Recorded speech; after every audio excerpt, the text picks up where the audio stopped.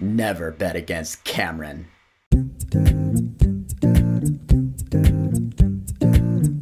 Avatar: The Way of Water. So Avatar: The Way of Water is writer and director James Cameron's long-time coming sequel to his 2009 granddaddy of all movies, Avatar. It's been 13 years, and if all goes well, this is the first of 4 sequels. So in Avatar: The Way of Water, it's been over a decade since the events of the first film. Jake Sully, played by Sam Worthington, and Neytiri, played by Zoe Saldana, they have a family now. They're the leaders of the Umatkai clan, you know, the Na'vi on Pandora. Life is going pretty good for them. But now the human race has returned, led by Colonel Miles Quaritch. Yes, Stephen Lang reprises his role. Somehow he miraculously survived the events of the first movie, after being shot with arrows by Neytiri. So now the humans are coming after Jake and his family, and now we have our Avatar sequel, which, yes, is 3 hours and 10 minutes long. But if you ask me, I'd say this movie was pretty worth the wait.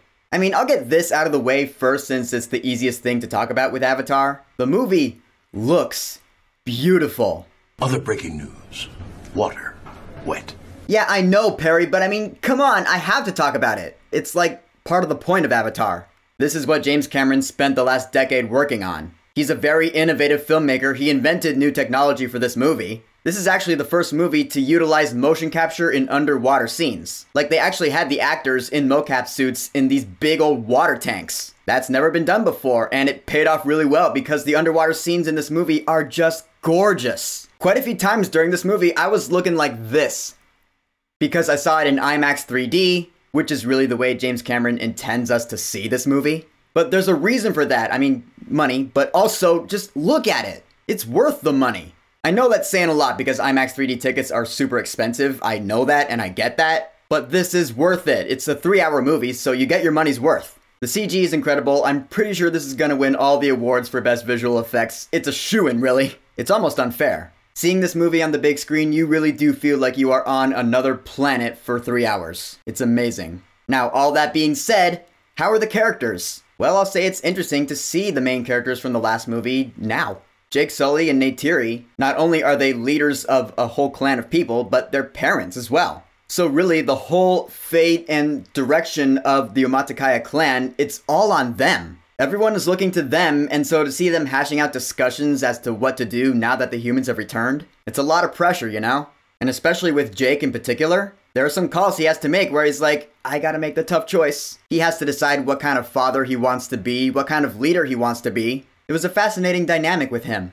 However, I will say that he and Neytiri, they're not, I wouldn't call them the main focus characters of this movie. It really does feel like their kids are the main characters of this one, which is actually not a bad thing. Because of course, this being 3 hours, the kids, they do get pretty fleshed out. I would say the 2 characters that get the most focus in this movie are Lo'ak and Kiri. Lo'ak is really sympathetic. I don't want to spoil a whole lot since the trailers for this movie were really vague, but this whole arc that Lo'ak goes through throughout the course of this movie, I thought it was one of the biggest highlights. By the end, you're like, Lo'ak's my boy.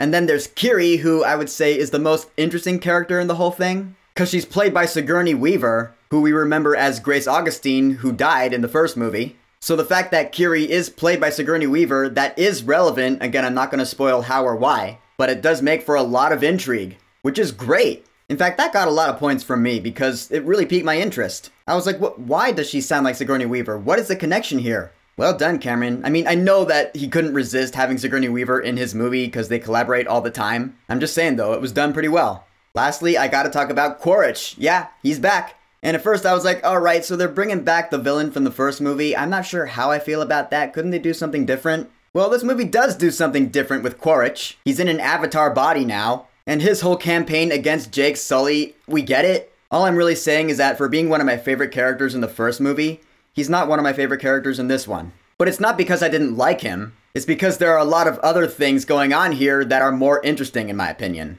For example, this other clan we meet, the Metkayina clan, they are sea people. This is where the whole way of water thing comes into play. Kind of like the first movie, we spend a good chunk of time getting to know these people, learning their ways. And I'll tell you, I was like falling in love with the Na'vi culture all over again. A very large portion of this movie is spent just getting to know these people, which you would think would feel repetitive, but it doesn't because it's an entirely different culture from the Umatkai. Their ways of life, their living grounds, they're completely different.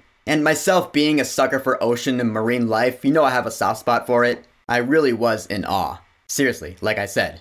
Although I will say, this is something I did not see coming at all. When the opening logos started, I was like, this movie's playing in HFR. If you remember The Hobbit: An Unexpected Journey when it came out, it experimented with HFR, which is higher frame rate. And I do remember reading a few years ago that James Cameron wanted to film these Avatar sequels in HFR. But that was a few years ago, and I didn't really hear anything about that since, so I thought that idea was scrapped. Now I'm here to tell you, this movie, at least when I saw it, it played in HFR. For a good chunk of it.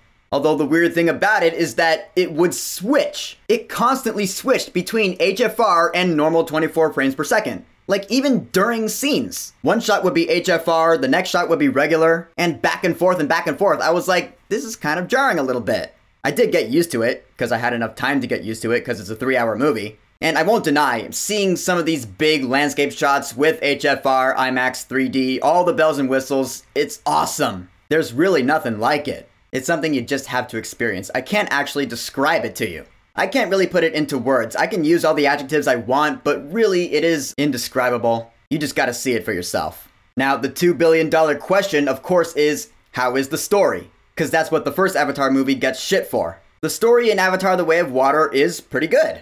I will say there are some repeated beats from the first movie. There are some things I'm like, yeah, that is really familiar to the first one. Not everything, but there are some. But in this case, I felt that they were necessary because it's been 13 years. So they need to remind the general audience that yes, this is still James Cameron's Avatar world, in both atmosphere and tone. Kind of like Star Wars: The Force Awakens. They had to remind audiences that they still knew how Star Wars was supposed to feel. That applies here to Avatar: The Way of Water. Seeing these familiar scenes, I was like, alright, so yeah. Hopefully they won't rely on that nostalgia in further installments. And this movie being called The Way of Water, it does incorporate a social, environmental message about the oceans, which of course is a big thing James Cameron wanted to do with this one. And I did find it woven into the story very well. In fact, I didn't even realize it until like this morning when I was thinking about it. I wouldn't say this message is front and center of this movie. It does revolve more around the characters, which is how it should be. But the environmental message is prominent enough where you do get it. You're like, yeah, we should treat our oceans better. We shouldn't kill all the animals. I mean, I was always on that side, but not everyone is. What I'm saying is that this movie pulled off the message pretty well. It's really woven into the story in a really organic way. Props to that.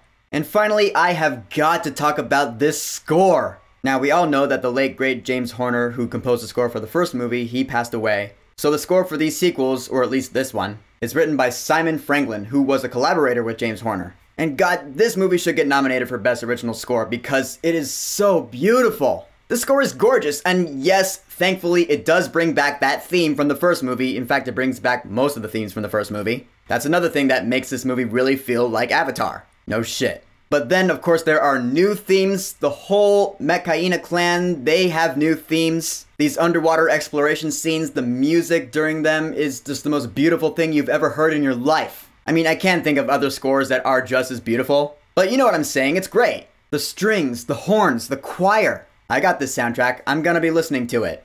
So in the end, Avatar: The Way of Water, it stuck the landing with me. I love being transported back to Pandora for 3 hours. Did it feel a little long-winded at times? Yeah, I can't lie. It did a little bit. But I love the characters. This movie is an experience in IMAX, 3D, HFR, the whole 9 yards. The story is really good. I mean, if you're not a fan of the first Avatar movie, this one's not going to convince you. But for my money, it was completely worth it. The tone, the story, the music, the characters, the environment, the visual effects, all of it. For Avatar: The Way of Water, I will say, go see this movie right now. I really hope this movie does well enough for all of James Cameron's Avatar sequel ideas to come to fruition. So Avatar: The Way of Water. Have you seen it yet? What are your thoughts on it? And how did you see it? Did you see it in IMAX, 3D, HFR, or regular 2D? And do you think this is better than the first movie? Whatever you think, go ahead and leave a comment. And of course, thank you for subscribing. Peace!